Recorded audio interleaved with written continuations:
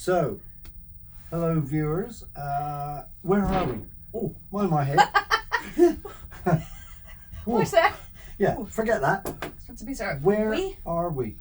We are on the ocean. No. Seriously? Shit. Stop doing that. You can't cuss on these things. Okay.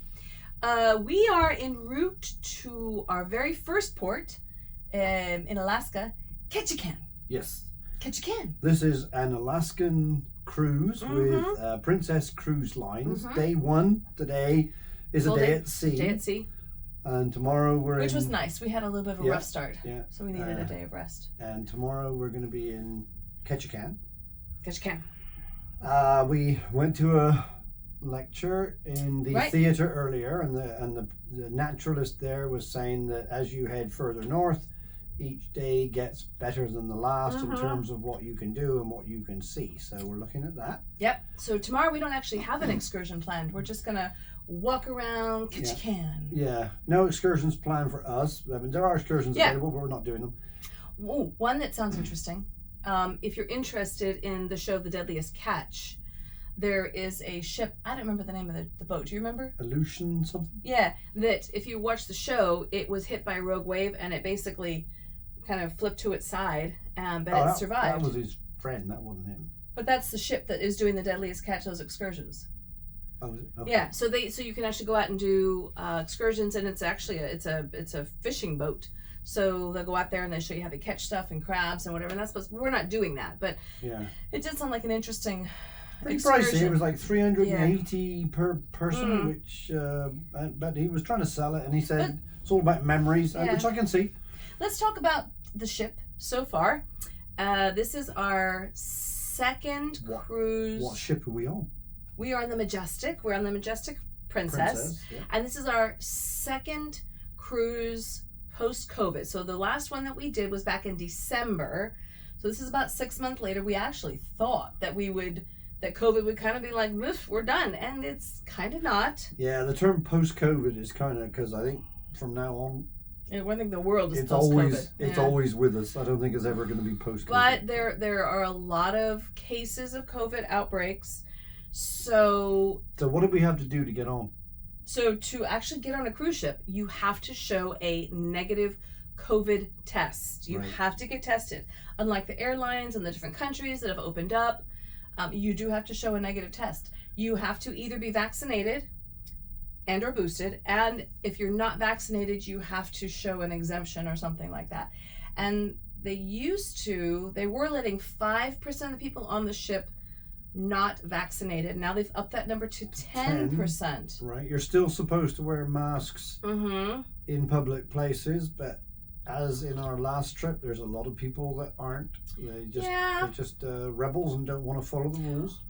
It should be said that we're actually in our room right now, so we can do whatever we want. So when you're in your space, when you're in outdoor spaces, you don't have to wear a mask. Right. But when you go into restaurants and bars, it's still the whole sip and cover thing. And one thing that's nice now is they are actually offering you to wear, they leave masks in your room. And if you want more, you just have to ask for them. Yeah. They're recommending you use the K95 masks, and they have those in the room as well. K95? N95. Well, N95. Mine says K. Oh. On it. KLMN. That's all the same. It's also, but just to be clear, mask. it's June 2022. Our cruise is actually going to be covering the longest day in the Northern Hemisphere. So even though it's 10:30 at night, it's about dusk outside. Although there's not really much to see because it's just we're at sea. But so travel to get here, you do not have to show a negative COVID test. You do need to be vaccinated. I don't know if they were demanding or in mandating that you wear a mask on the plane. I did. Because we came out of Vancouver, Canada, we had to, we came in from the US, San Diego, we had to fill in the ArriveCan app on your phone, which basically you had to submit a bunch of information about I submitted all that. we had to submit she submitted a bunch of information because I'm useless. And I didn't say that, close but enough. I am the organizer and planner of the group. But it was a breeze for me because I didn't do any of the work and she did all of it. And they just looked at it. Actually, did they even look at it? They didn't, did they? No. I think once you fill in the app, they get the information, so they don't need to look at it on your phone when you get here. But we had to submit passport information and your passport. You had to scan it and put it in. For old travelers, you had to scan your vaccination card. For old travelers, ask a whole bunch of questions. How do you feel health-wise? Yada, yada, yada, yada. And then there's a QR code that you're supposed to be ready to show, but they never asked to see it. Right. And then at the airport, you scan your passport and you answer a bunch of questions and it prints off a ticket, which you hand to the customs officer. And unless you've got a named doppelganger like I do, who was a bad boy, they let you through. But because you weren't the bad boy. Because I have someone with exactly the same name and, as it happens, exactly the same birthday who was on their wanted list, I continually get pulled over both in the US and in Canada. So worldwide, no. Yeah, that's so the thing. we have to add a little bit of time to our travels. Do I look Jamaican? No, not really. No, not really. No. Anyway. So here's one thing we do need to talk about: travel. We did have some trials and tribulations getting here.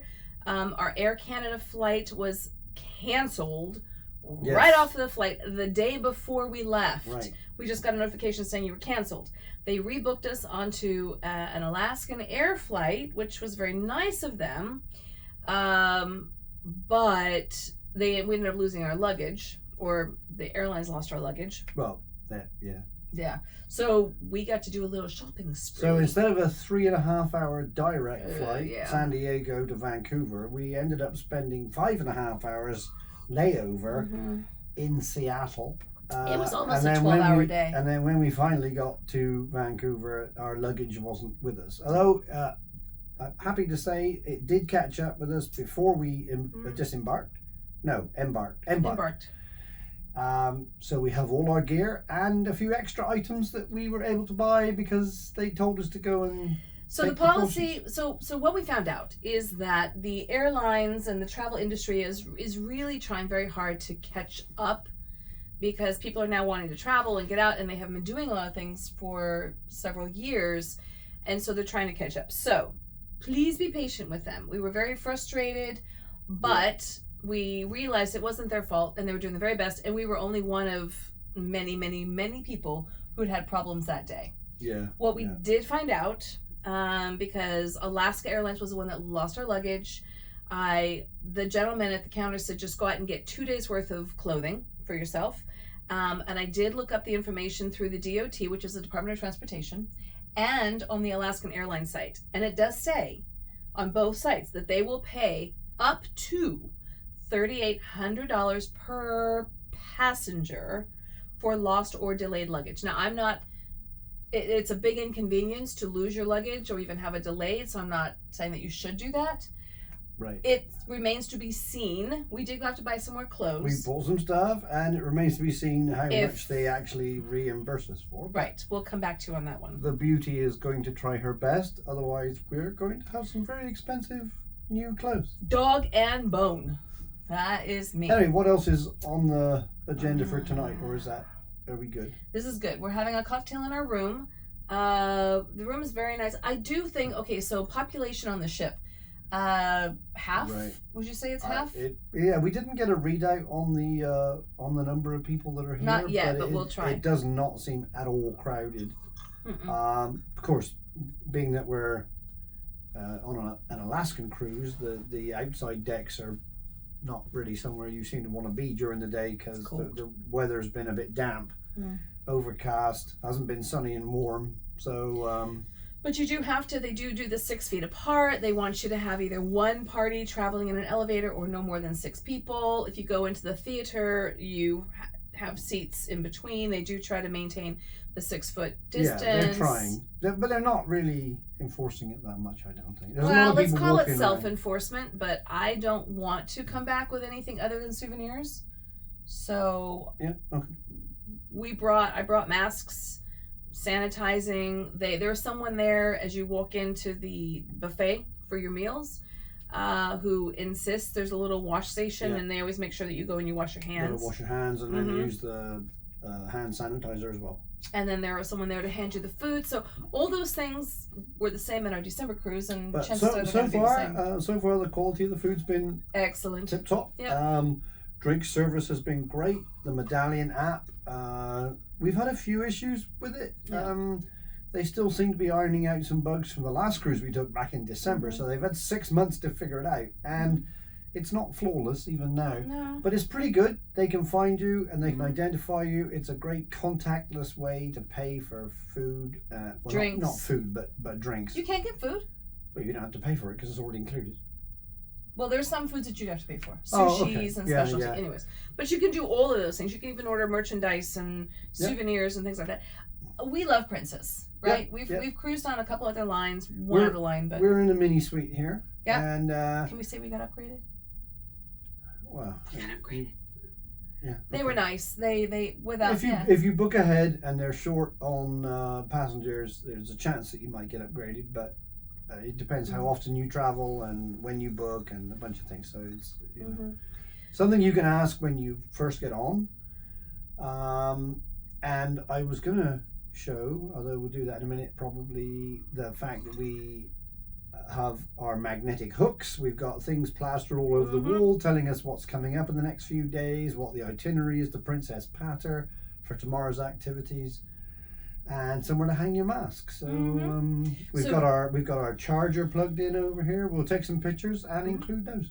So we'll be doing little videos in all of our little destinations. There were 7 days on this ship, and then we get off, and then we take, it looks like it says it's a rail car to Denali State Park, which is like a 6-hour train ride. It's quite long. And we're there for, I think, 3 days in Denali. And then we take a bus ride back. So there's going to be a lot of things that we'll be showing you. We have never done an Alaskan cruise. We've always done tropic. So that's different. we done Caribbean and Mexico.